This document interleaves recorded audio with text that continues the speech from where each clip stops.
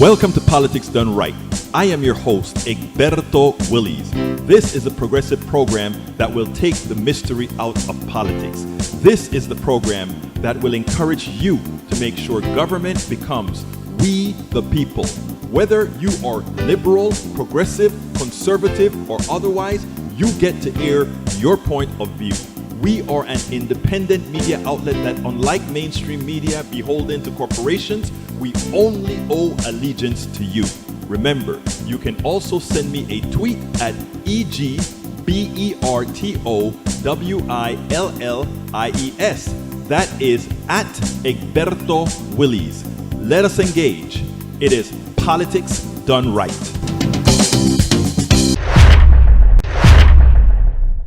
Well, folks, welcome to one more edition of Politics Done Right. I'm Egberto Willies, your host, on a very, very, very, very sad day. But in as much as it is a sad day, because we had a bomb that went off in Afghanistan and killed 12 of our soldiers. It also killed quite a few Afghans. So it's a sad day. But you know what's interesting? In as much as many of us hadn't said this for some time, we were very surprised that this did not happen before.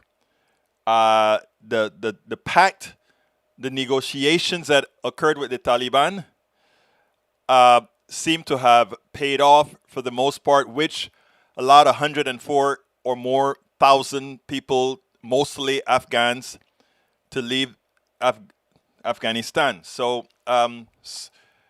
but it is sad that 12 people had to lose their lives today. 12 military folks and scores of Afghans.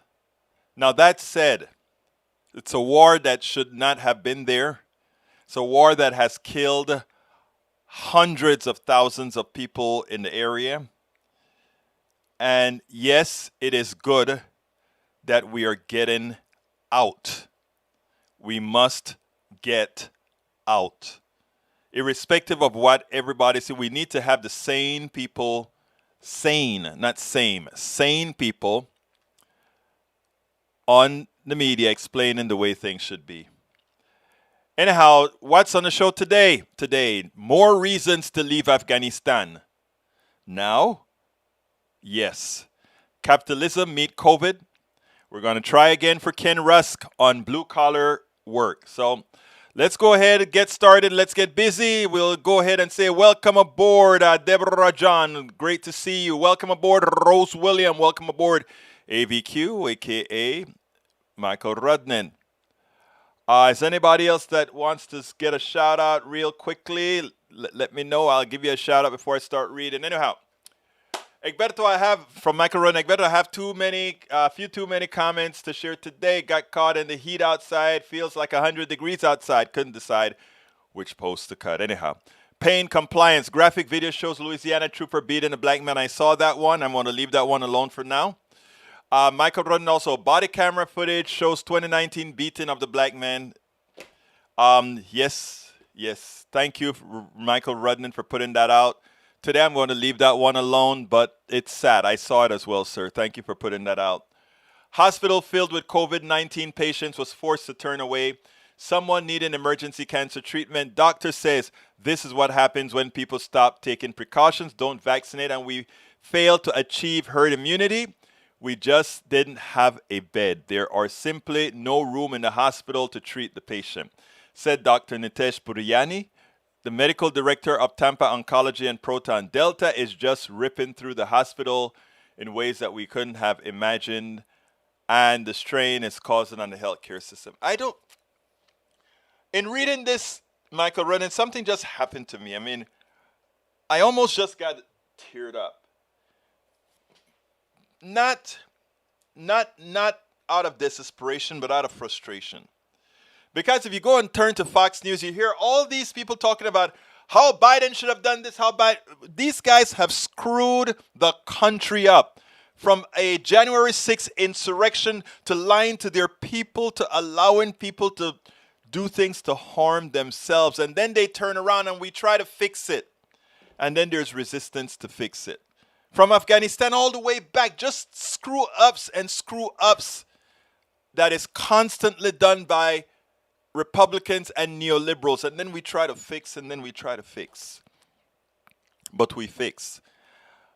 Our most important thing right now, my brothers and sisters, is this: to be informed.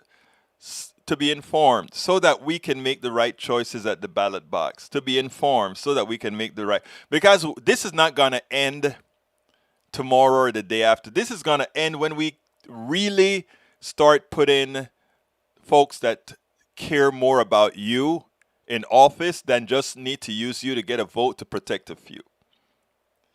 And I wish I could come across a lot more effectively, and I will try to learn to come across more effectively to try to encourage more of us to do what we need to do to really prevent the self-destruction of the United States of America and, for that matter, the rest of the world. Judge pushes back on protections for the Sacklers in the Purdue Pharma bankruptcy. Are we actually going to see proper justice come for the wealthy and the powerful? That would be a welcome change. The bankruptcy judge said the plan is too easy on the Sacklers. I am not giving them that release. It's not going to happen. You are not going to persuade me on this, said Judge Robert Drain. I hadn't read this one, Michael Rudden. Thanks for bringing that to our attention. Shouting at one point that the plan would have to be rewritten with narrower releases from reliability. I've loved that. Michael Rudden also puts out judge sanctions pro-Trump Creighton lawyers for debasing courts with bogus election lawsuit. Voter fraud is a myth designed as a cover for different and voter suppression to restrict voting access to groups which tend to vote against you. So how long until people understand that Republicans have abandoned the idea that democracy is good? This lawsuit represents a historic and profound abuse. The only problem that I see with this lawsuit, I read about this, is that the people penalized are a few lawyers. We need to get the people behind those lawyers penalized as well. In other words, they are complicit. The funders of those lawyers are complicit. We have to find a way to get them and hold them accountable. The House has passed a bill to restore the Voting Rights Act. Every single Republican voted against it. Every single Democrat voted for it. Robert Wright says today it's democracy versus authoritarianism, voting rights versus white supremacy. There's no reasonable center between these two positions.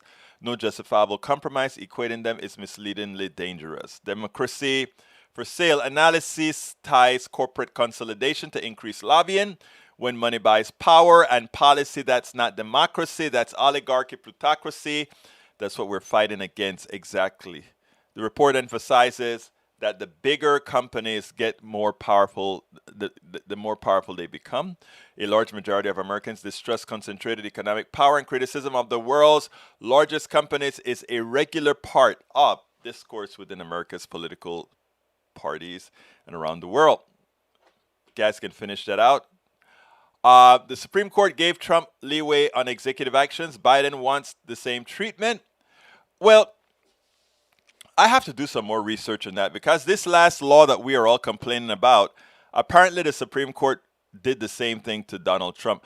I have to do more research before I read up on this one here, Michael Rudnan. So let's hold on that one for now, because there were a lot of victories that you remember we got during the Trump administration, and I want to compare those before I just wholeheartedly... Now, the Supreme Court, don't get me wrong, it's a conservative Supreme Court. It's a Supreme Court that I think will ultimately vote in the fascist direction. Now, this particular issue with the immigration change, I need to make a comparison with that with how they sustained Obama's ruling against Donald Trump. I'm not sure. And remember what I promised every one of you, that I'm not just shooting from the hip. I want to give you well thought out commentary, not just shooting from the hip. Deborah John, 12 military dead, hundreds injured, hundreds of Afghanis killed. Yeah. Okay, let's continue. Content creators are the driving force behind tech platforms such as Twitch and the like. They generate copious amount of content, set trends exactly. All right. Michael Rennan, neoliberals and right-wingers, was the $2 trillion you blew worth it? Was it worth it?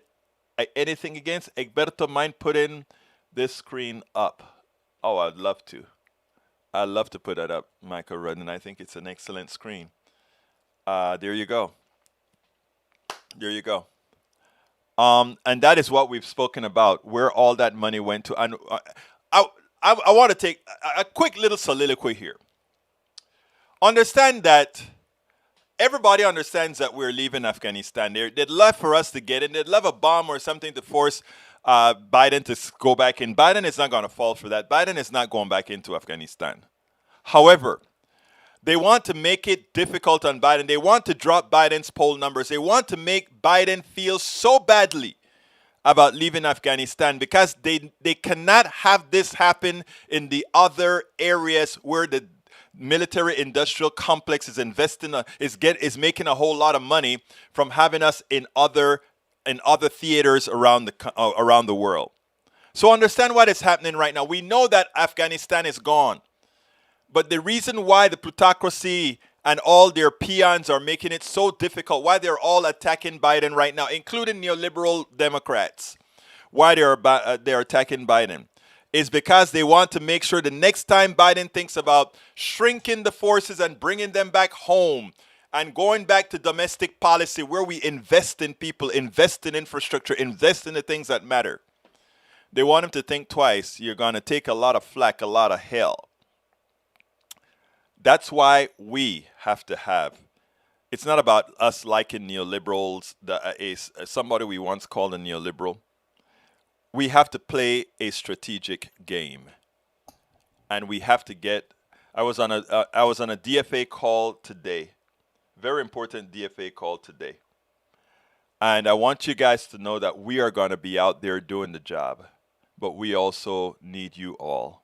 So please stay engaged. Please stay engaged. What about the doctor in Florida posting his social media paying $50 for not sending their students to school? Ridiculous. Michael Rudden and Public Citizen, don't be fooled. Endless war is a multi-trillion-dollar business. You're reminded that the Afghanistan war costs $300 million a day for the last 20 years. Without Trump's lawyers being complicit, Trump would have been in prison. Absolutely so. All right, I'm going to try to get to Paul Fleming checking in from ATL, E2247. Welcome aboard. Thank you guys all for being here. I'm going to try to get to our videos. But the first one I want to get to, the first video I want to get to. Carl Cox, military industrial complex supporters love only death, not life. Well, and they like money. And death, it brings them money. All right, the first one that I'm going to show you is, I called it the vaccine. The unvaccinated would fight and beat down government. Government is scared of the unvaccinated. They're scared to force them to vaccinate. But you know who isn't? And that shows the power centers in America, capitalism. I want you to listen to this piece that I just heard on CNN. And you won't immediately see what I'm talking about. But I want to show you how we so defer to what we call the most efficient use of resources is the private sector, capitalism. Government is begging people to go ahead and get vaccinated. But you know what? Capitalism just throws the money. And guess what? Check this out, and we'll take it on the other side. Well, I missed that one. I think it's supposed to be this one here. There we go. In Florida, the state just hit a new daily record for COVID cases. This sounds like kind of an obvious question, but just how bad is it there? Well, when you take a look at the state of Florida, I think the number that says it most is that nationwide, 1 in 5 people who are dying in hospitals are dying from COVID here in Florida. And so you get the sense of how bad it is. And we take a look at some numbers here. And as you look at the numbers, I think you'll get an idea. This is just Florida. Wednesday, 26,203 new cases, which was a daily record. To date, that's more than 3 million total cases. And again, getting back to the deaths. And even though medicine has moved beyond where it was at the beginning, where people who were accepted into a hospital almost certainly were dying, now we see so many more people surviving. But even at that, the total deaths in the state, more than 42,000. So as we take a look at what government has been trying to do, requiring face masks, trying to encourage, or in many cases, government having employees have to get their vaccines. There is now sort of a reflection of what happens in private industry. This is capitalism, the free market determining how things are going to go forward. You can see Delta Airlines over my shoulder. I'm here at the airport because Delta Airlines has now announced that its 74,000 employees will be enticed to go ahead and get the vaccine. So for those who choose not to, they will actually be assessed a fee, $200 a month. The CEO of Delta Airlines saying that the cost for somebody to be hospitalized with coronavirus is about $50,000, and that is the sort of expense that the airline cannot absorb with its insurance, and so they will charge $200 a month. It may be that that $200 a month hitting somebody's wallet is enough to get people to get the vaccine, or they'll just have to pay. Now, you may be thinking to yourself, well, is that a penalty? I actually spoke to a legal expert to say, is this a penalty, or how would you describe it? This is what she had to say. It's a fee. So a financial penalty kind of is designed to punish something. Delta's explanation was, you're imposing more costs on us. You should bear some of them. So they're basically saying, we're not punishing you, but if you're going to make us pay, we want you to pay part of the cost, a little bit like a deductible. So this is something akin, Chris, to the programs that exist at many companies across the country, that if you're a smoker, you pay an additional fee in your insurance to cover the expected health-related events that happen because you're a smoker.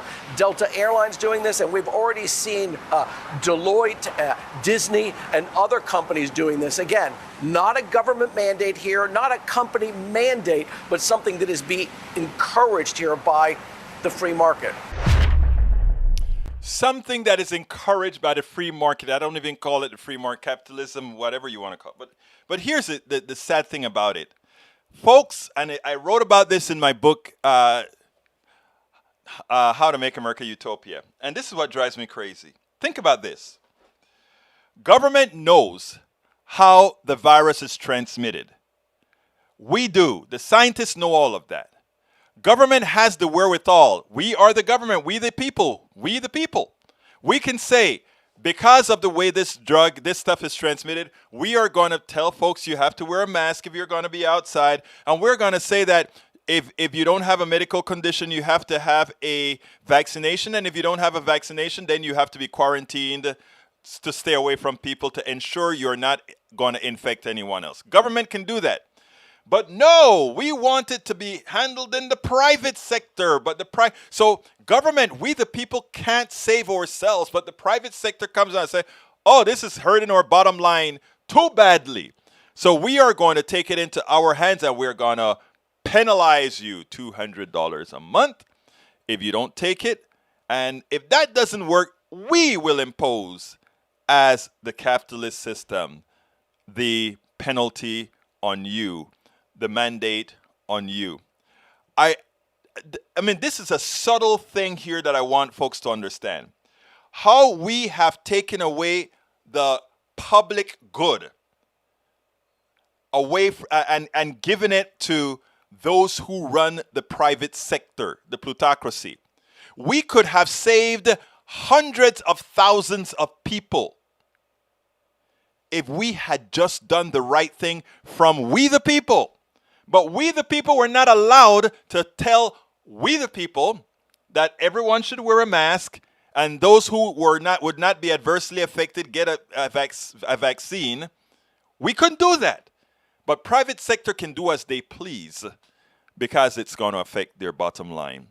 I think it's sort of amazing how the system works. Anyway, we've been talking about Afghanistan, and we have a lot of pundits out there. And these pundits are given a lot of not misinformation, but bad advice. And I want you to listen to what our friend McCaffrey has to say, and then we'll take it. Or rather, not McCaffrey, this pundit.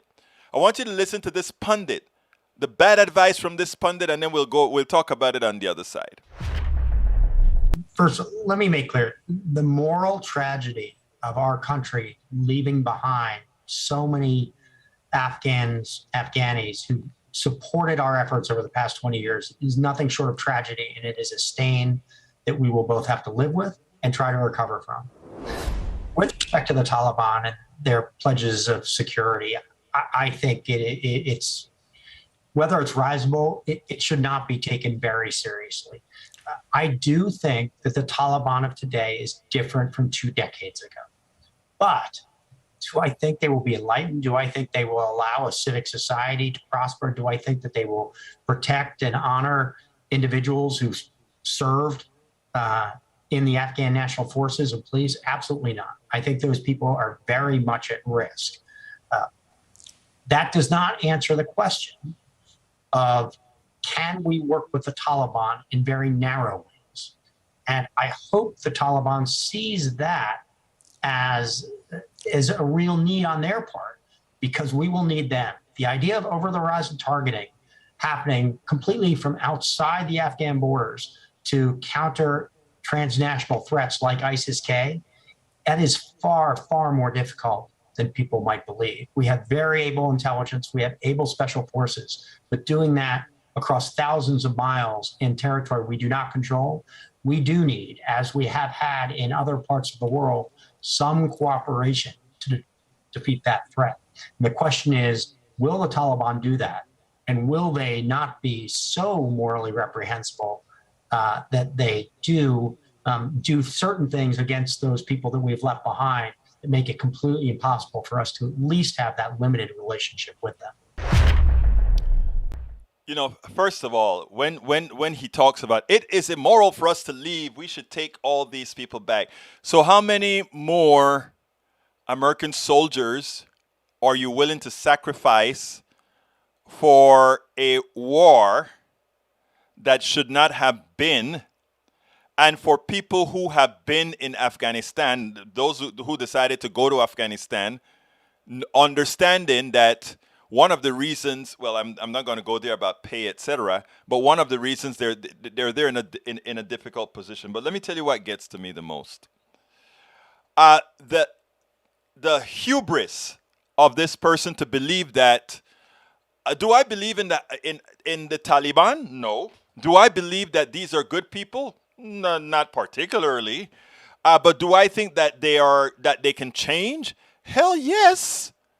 Do I think that when they have to govern, that they will have to do some sort of a moderation in order to govern? I mean, you have all these millions of people. If you don't want to go to the Stone Age, or for the people to just outright come and kill you, you have to change as well.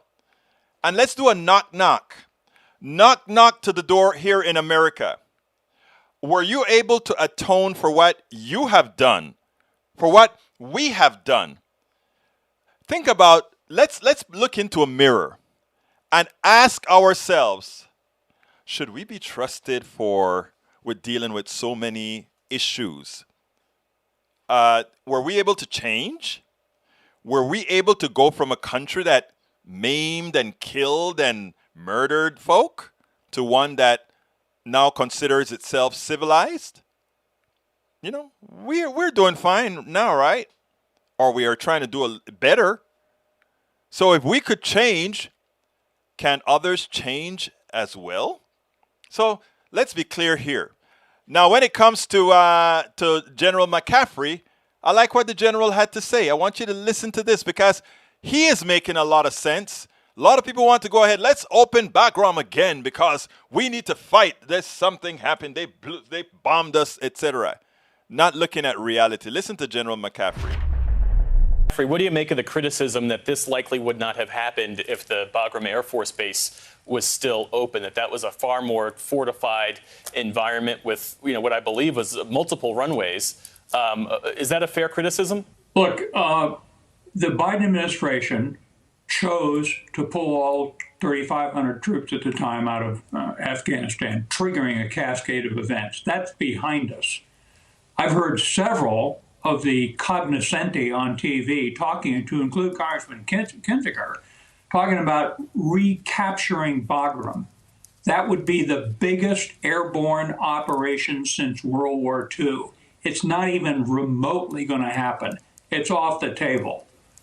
Right now, we got one brigade on one runway on the edge of Kabul. I've heard a lot of people talking about nightmare scenarios. If we stay against the will of the Taliban, on Wednesday morning, the nightmare scenario is light machine gun fire and a dozen mortar rounds closing down the air evacuation of our forces, at which point we got a real problem. So I think we need to ignore a lot. The poor president's got to ignore these voices, continue the extraction of the U.S. military on the ground, and then look at the consequences and deal with the next steps, to include millions who will cross the frontiers into Iran, Pakistan, Tajikistan, and elsewhere. And we probably owe them a serious humanitarian effort in those countries.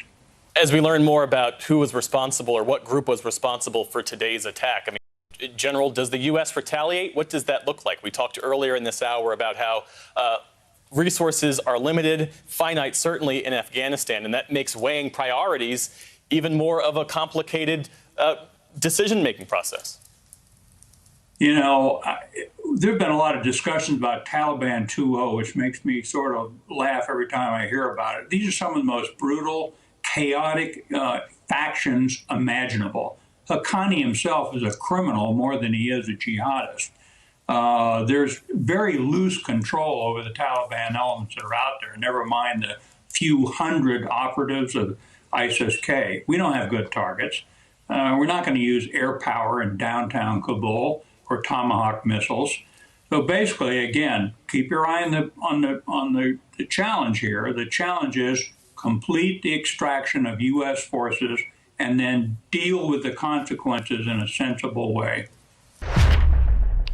And that is a sensible man. And that is what we should follow. And there's one other thing that he had to say on another segment, and that I want you to see, because a lot of folks think, oh, we can somehow go back in. We can somehow make things better in Afghanistan. He has the final word.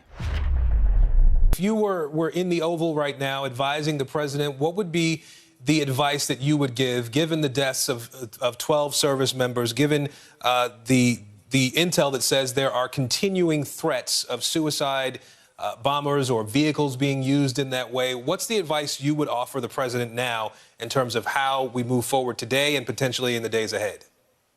Well, one of the most important things General McKenzie said was those troops are there to defend the evacuation in the airfield, not themselves.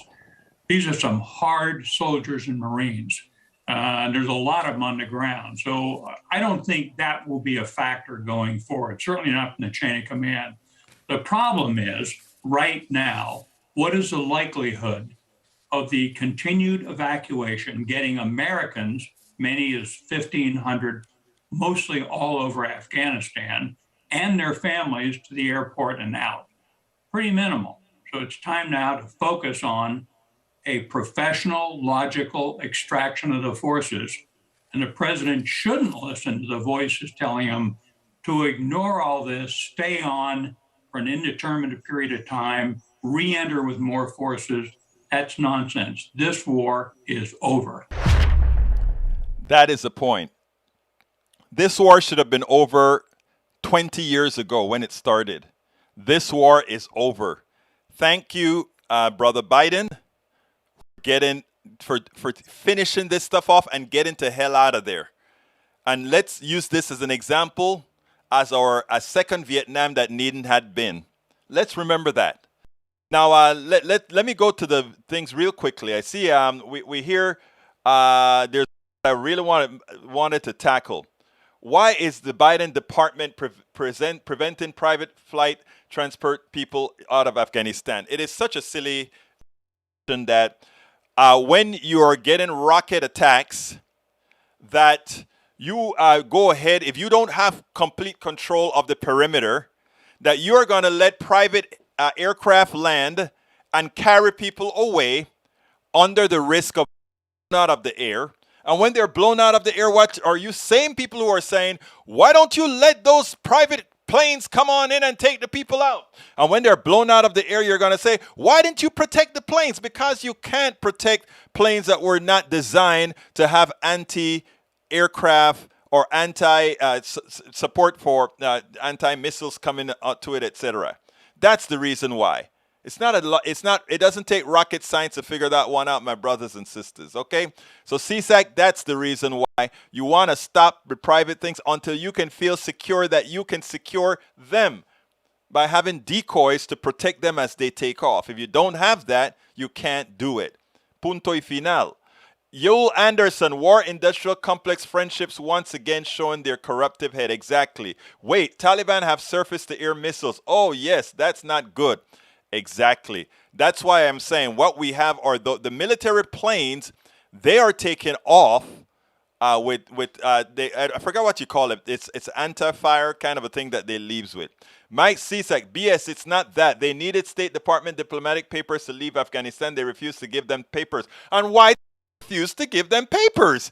Because, again, use your head, my brothers. Because it would be a risk, of course. It doesn't take degrees of indirection to figure that out, Mike Cisak. Come on now.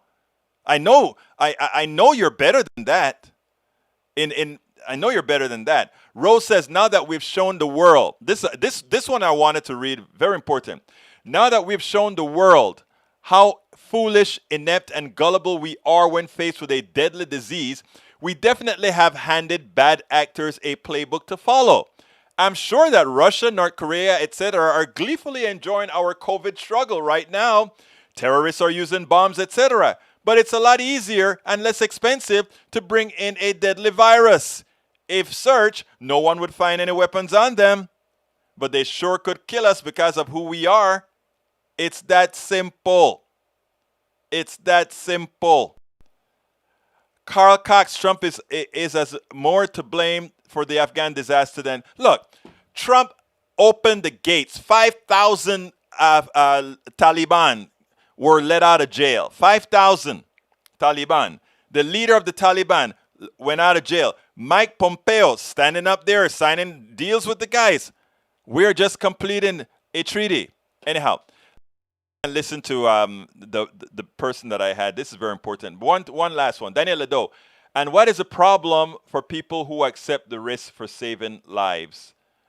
I don't even know if that makes sense. Taliban has occasionally brought down helicopters and rockets-propelled grenades or small arms fire. They have never acquired the high-technology surface-to-air missile capabilities.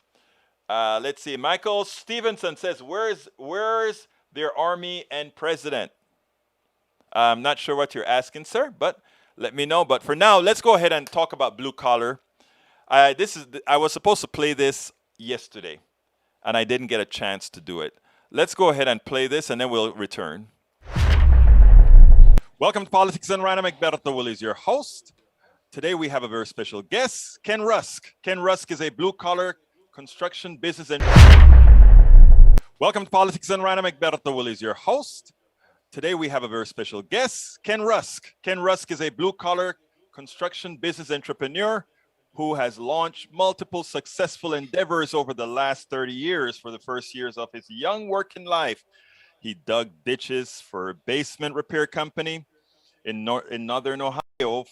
Over the years, he dug his way to a good life, one shovel of dirt at a time, and is now teaching others to do the same. Ken is the author of Blue Collar Cash. Love your work, secure your future, and find happiness for life. Welcome to Politics Done Right. Ken, how are you doing today? I'm great. Thanks for having me. I really appreciate it. Well, look, man, actually, just looking at the name of the book kind of says something. You have the color blue in there, and you have the word cash, and you have blue collar. Those are, you notice I love blue. I like that. Yeah, I noticed that. Yes. It's so my favorite color too. Yeah, absolutely. So, and people like green, but anyhow, let me ask you this. First of all, why did you write that book? I think it's special in this time. It's very important. Why did you write the book? Well, it started out as something that I've been doing. I've been kind of when you hire a lot of people for a living, especially people that have their first, second, or third jobs, and you end up doing almost becoming an involuntary life coach to them, which is great because you get to help them out with their first checking account, their first credit card, their first car, their first apartment, whatever. Just kind of lead them through that initial process. And I've been doing it for a long period of time, working on visionary thinking and forward and future and all that kind of stuff. And I started writing a letter to my daughter, who actually got sick about 12 years ago. And she's better now, but she had a pretty challenging time for a while. So I started writing a letter to her about what I thought was important in life based on what I learned from running this company. And it kind of turned into an 80,000 word manuscript over the next 6 or 7 months. And people said, with the experience you have in coaching and what you've done here, you should put this out there beyond the walls of your company and see what happens. And we got really, really lucky. We hit it pretty big with that. So. Well, let me tell you, first of all, what I love is that you're one of the entrepreneurs that are really self-made. Once I heard that you shoveled dirt, you shoveled and did that sort of a work, it reminded me of my formative years here in the United States, coming from Panama, where I swept floors, washed dishes, etc., before I formed a company. Those are the entrepreneurs that I have a hell of a lot of respect for, because again, you know what it takes, you know what it took to get there. Now, right now, we have a tendency to push everybody to go to college. Not a bad thing, but tell us a little bit about that. It's especially since, according to all statistics right now, the baby boomers are retiring, and we're going to have a flood of opportunities that don't require a college degree, but require a hell of a lot of skills. Your point. Well, there's a lot to unpack there. First off, I think part of the problem was in the 80s, we got rid of shop class, where kids just, almost accidentally discovered things like, welding and carpentry, plumbing, mechanics, all those types of great trades. And if you combine that with, kids are now, instead of going in the backyard and building a tree fort with lumber and hammer and nails, they're building them on their smartphones, and they're not really getting that kind of earthy experience. So we're having a whole generation of kids that are kind of missing that opportunity. And if you pair that with the fact that colleges are really good at marketing themselves to the point where they say, if you don't go to college, you may not be successful, which nothing is further from the truth. So you kind of have that perfect storm of, you got to go here or else. And again, there's so much opportunity out there. And that type of thinking, that type of almost, again, perfect storm will actually create opportunities for people like us who are willing to do something with their hands. Well, I mean, that is so important. Now, you speak about we are going to be spending a hell of a lot of money on infrastructure in the next several years. But one of the issues that we're going to have to be concerned about is who's going to be able to do all those jobs that are going to need to get done. We have two things coming out. Baby boomers are taking off. We're having some immigration issues, and we have a whole lot of unskilled people who don't really know how to build roads and build bridges anymore. Well, that's an absolute fact, and that's why I called it a crisis in the book. I know for a fact that the average age of an electrician today is 55 years old. And for every 5 that are retiring, they're saying only one's coming online.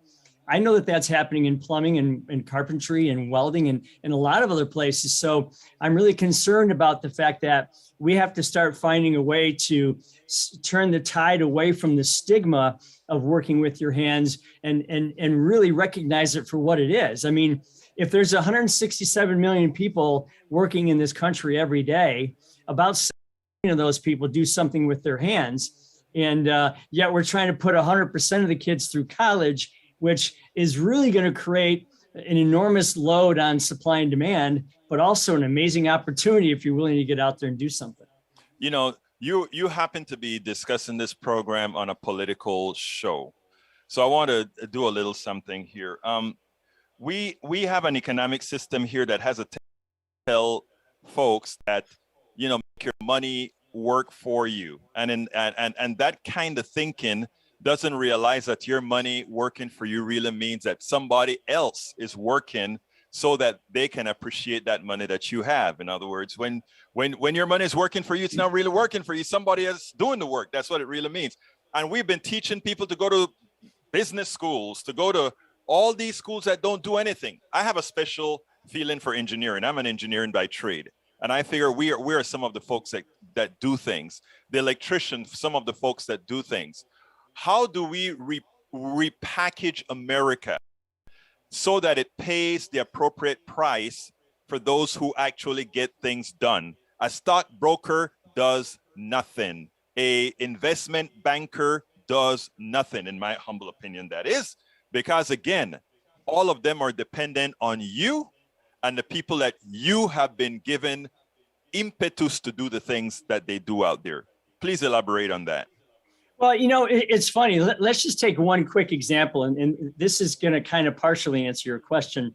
I was up in northern Michigan the other day, and I was driving to the golf course. That's my favorite passion, is to play golf. So I'm driving to the golf course, and I passed 3 fast food signs. One said $13 an hour. Right down the road, the other one said $14 an hour. And the one right down the road from there said $18 an hour. And every one of them had this almost begging sign in front of them, please come work for us. So I guess it's starting to happen. Supply and demand is starting to work, because you have people in finished carpentry in Toledo, Ohio, that are making as much as family doctors and lawyers. So I actually think that that's starting to happen. And when this infrastructure bill passes, there's going to be even more load or demand upon the labor side, which means if you're someone who's willing to pick up a shovel or a torch or a wrench or a hammer or anything, you're going to be able to really job 6 ways from Sunday to find yourself that really great job. And it's great because anymore, this used to be the norm. You get there on time, you look someone in the eye, you shake their hand firmly, and you're willing to work. That used to be kind of the norm. Now it's so rare that you're just going to vault right to the top. So I don't think there's ever been a better time to get into the blue collar trades. No, Ken, and I genuinely do not know the answer to this. You just mentioned supply and demand.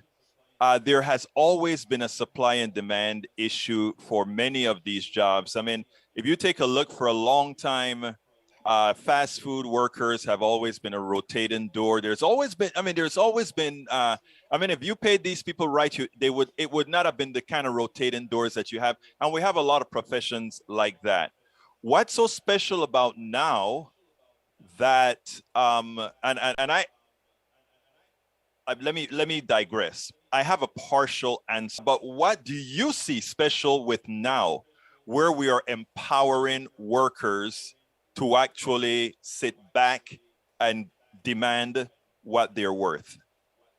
Well, again, I think, it's funny because every time our government tries to manipulate supply and demand, they end up kind of messing it up in some way. So this is my opinion. So if you think about just take the pandemic. Yes. The pandemic, in my mind, kind of made everybody a kind of stay at home, work on my house, work on my yard, live locally, celebrate locally, recreate locally. And that put an enormous amount of pressure on an already pressurized system. But what I think it did is it got people to realize, I don't need to spend my life in a minivan anymore. I can stay at home and have a great time with my family. And that caused a whole lot of home improvement things to happen, maintaining, repairing, fixing, replacing, whatever. So I think it just put a whole lot of pressure on those people who are already doing it, and having them understand, wow, I can raise my prices. I can control my own input, my own output. I can control my revenue. So it's very quietly becoming the thing to do, because plumbers are making, 6 figures now, where before that wasn't the case. And I just think we have to get out of this stigma of, I was at a party the other day and there was parents hanging around and my daughter's going to this college and my son's going to that college. And one said, well, what about what's her name's son? Well, he's just going to be a plumber. And I'm like, wait a minute. just going to be a plumber. I need to tell you what that means, because once you understand it, you're going to go, holy cow, why wasn't I thinking that way? So it's just kind of an awareness thing I think we need to fix. You know, it's amazing because the return on investment on that plumber is going to be pretty huge compared to the return on investment of a doctor and what the doctor has to make. My daughter is in med school and she's going to have probably near $500,000 worth in debt, even though I paid her entire Sure. undergrad. It's amazing. But, so the return on investment, but based on a little tonality that I heard there about your maybe a little bit of abstention from the government. I want to posit something and then hear your response. Okay. The pandemic gave a lot of people, as you said, the opportunity to stay home. But it was not only the opportunity to stay home, but given that we needed them home, they were paid to stay home, which means they had time to ponder. And in having that time to ponder, they had the flexibility, which inherently created shortages and choice.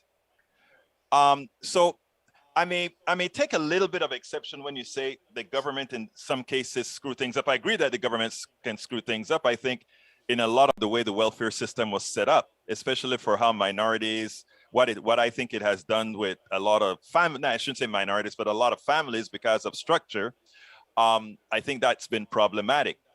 But also, I think there was a little bit of freedom given to people right now to effectuate exactly what you're talking about, don't you think? Well, sure. I mean, if you drive from my office where I'm standing right now to the freeway, which is only a couple miles, there's probably 50 help wanted signs. Right. And they used to be just subtle. A little help wanted sign in the window. Now they're screaming with flags and, all kinds of stuff to get in your face as you're driving by. Come work for us. So again, I do think people took the time and they were able to afford to take the time. That's magic. That's the magic. They could afford to take the time because they had that support. Right. And I'm all for job shopping to get exactly what you want, because at the end of the day, we all want to do something that we're hopefully somewhat passionate about. But that's not even going to matter if, like I talk about in the book, if you don't have a real clear vision for what you want your life to look like. And I think that's where we fail our kids as well, is we tell them we live through a world of then. If you go to school, if you get good grades, if you get a scholarship degree, if you get a job, then you'll make some money and then you'll be happy. That's backwards to me. I think we need to start out with what does your then look like, and then let's find a way to get there, no matter what path you take to do that. I think that is some of the best advice from that I've heard, because I believe that wholeheartedly based on personally. That's what I'm doing right now. I left my own software company to go into political activism, which is something that where I wanted to be, what I enjoy doing. And it was a matter of how could I readjust my life to be able to do this on much less. So, I mean, that I think what you're saying make a lot of sense. And it's all about ultimately happiness, etc., etc., etc. Well, look, let me tell you, I'm recommending that folks go out there and get your book. I really love what you have to say about really going out there and not. That last statement that you made is, I think, the most important one of them all. Not the if-thens, but where you want to be and what it takes to get there. I think that is so. I think that is so important. Now, the last question I always ask people, so prepare yourself, is what would you have liked me to ask you that you want to get out there for everybody to know, not only about you, but about what we need to do? Well, I think this way. It seems to me that when it comes to our kids, I think that we need to get them to understand that they are a heck of a lot more in control of their life than they think they are. Okay. They have all these amazing options. They have all these amazing possibilities. If they just step back a second and get off of the corral of, I've got to do this or else. And I'm not an anti-college guy. I mean, if you're going to operate on my shoulder, or if you're going to engineer a building, or if you're going to teach people, or you're going to manage money, I get that. You need to know everything there is to know. But to blindly put everybody through there, I think is a challenge. So if kids are understand that, yeah, I can control my input, my output, I can control my revenue, I can control what I want my life to look like, they're going to lead much happier lives. And that's kind of what I've dedicated myself to do. I wrote this book not for the money, because I've been blessed already. And I believe that to whom much is expected, or much is given, much is expected. So I donate all the proceeds of my book to kids groups to try to get this message out there. And I just hope people take advantage of it. Well, let me tell you something, Mr. Rusk. For somebody who worked themselves up, who really what it took to get there, as opposed to somebody who was given something, or somebody who took something from somebody else to make it big, you have my respect. Ken Rusk, a blue-collar business entrepreneur and author of Blue Collar Cash. Love your work, secure your future, and find happiness for life. Go get the book. Thank you so kindly for having been here on Politics Done Right. I appreciate it. Thanks for having me. Okay, folks, I hope you like that. As usual, I forgot to do my ask. Please remember to click that. If you're on YouTube, please click the join button to become a part of our PDR Posse. The PDR Posse makes sure that we continue to get the right information out, the correct information out, the progressive information out, making people learn the truth as opposed to the lies that defines what the right is all about. And that I'm not saying anything most of you don't know, including those on the right. The only thing that can make those policies look correct is lying. That's why we have so many people doing what? Dying. Please click on that join button. Become a part of our PDR Posse. Support our mission, please. We work hard to make sure and get the message out. Alternatively, you can go to politicsdoneright.com/support. politicsdoneright.com/support to go ahead and support us. You can also go to politicsdoneright.com/books to get our books. And I guarantee you a lot of what Ken Rusk talk about specifically on there are instances or particulars that you'll get in many of our books. So please check out our books repertoire at politicsdoneright.com/books that I just put out there, and get our t-shirts. And if you want to buy our books directly from us instead of from Amazon, you can go to politicsdoneright.com/store, and we'll also give you a bumper sticker and signed all of your books if it's purchased directly from us. Look, Rose wanted me to say something because I only read her last message and I should have read it from the top. It goes as follows. All it would have taken to defeat COVID would have been a commitment to self-quarantine for 2 to 3 weeks and let it burn out. We didn't do that and let it spread uncontrolled, so there is no mystery to what is happening now. Exactly, and those who have done it, Australia, New Zealand, and it works. Whenever they find a little breakout, they freeze everything for a few weeks, and they're back in business, and everybody, they don't even need masks. New viruses are continuously arising without any bad actors necessary. Global warming and human encroachment on previously wild areas are causing this. Exactly right. Smart people in my room. Now that we have shown the world how foolish, inept, and gullible we are when faced with a deadly disease, we definitely have handed bad actors an easier way to get to us. They don't need any bombs to get to us. Just bring a virus in, because our people would be too silly to do what's necessary to get rid of them. Okay, before I close out, let me go get, you guys had a lot of messages here, so I'm scrolling back up to see some of them that are pertinent. We have Charlie Lindahl is talking about the maker movement. Charlie loves the maker movement. It's a great movement. Charlie, sometime we are going to have you on an interview, just you and I on an interview to express that, just like we had Brother Rusk there. So we'll do an interview with you to cover that particular issue. Rose says that a local company called Albright Electric, the owner sounds like Rusk. I'm glad to hear that. Rudnan says top 5 blue-collar jobs: elevator installer, plant operator, system operator, powerhouse, substation, and relay technician. A lot of good blue-collar job. Welcome, Jessica Taylor, C. Johnson. Welcome aboard. Courtney, the SLP. Welcome aboard. Trades are pertinent. The education system is a money game. We go to school to get jobs, come out with an ability to gain employment in a field that obtain. And that's why I talk about free college, right? Because if they want a college education so that the stockholders can make money, then they should pay for it. They used to, when they used to pay the taxes, but they don't anymore. C. Johnson says also, when corporations pay for research, so we create people good at getting money more than people with great ideas. Interesting. Carl Cox, when the stock market goes up, most of the money paid dividends go to the mega rich. If the stock market goes down, the mega rich don't lose money. Happened during the Great Depression. They buy collars. They buy, again, the system is rigged. And that's why I said, what is the name of my book again? Name of the book, Take Away the How to Make America Utopia. Take away the economy from those who rigged it. And that's the whole idea. Take it away from those who rigged it. Let's see. Rose Williams says, we have another really good plumbing company, veteran owned in Wright Plumbing. Oh, you're being an advertising for them.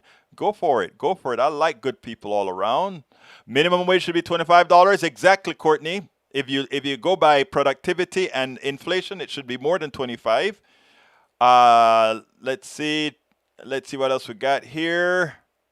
Daniel Ledo, this is hilarious. As conservatives have been pushing to have people look at blue-collar jobs instead of going into debt for a useless college degree.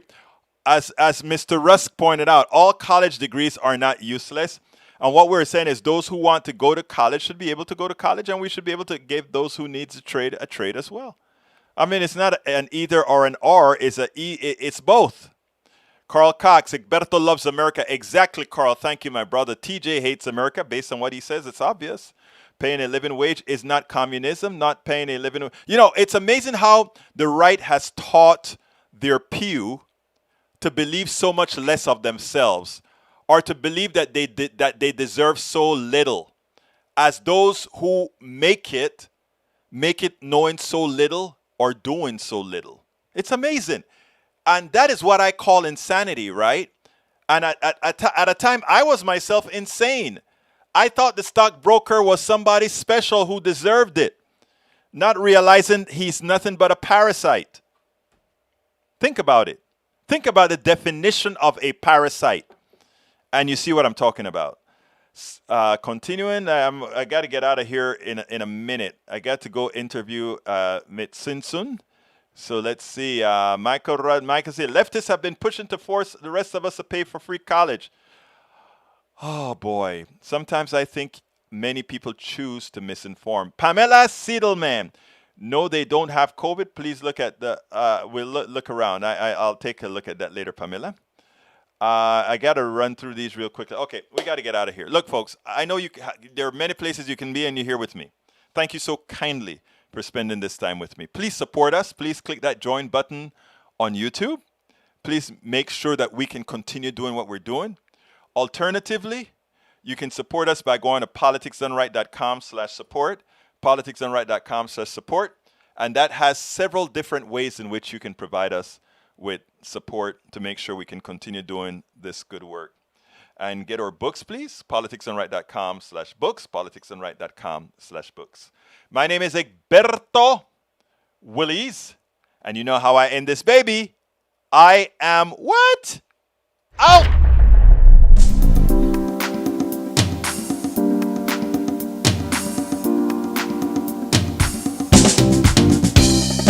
Welcome to Politics Done Right. I am your host, Egberto Willies. This is a progressive program that will take the mystery out of politics. This is the program that will encourage you to make sure government becomes we the people. Whether you are liberal, progressive, conservative, or otherwise, you get to air your point of view. We are an independent media outlet that, unlike mainstream media beholden to corporations, we only owe allegiance to you. Remember, you can also send me a tweet at EGBERTOWILLIES. That is at Egberto Willies. Let us engage. It is Politics done right.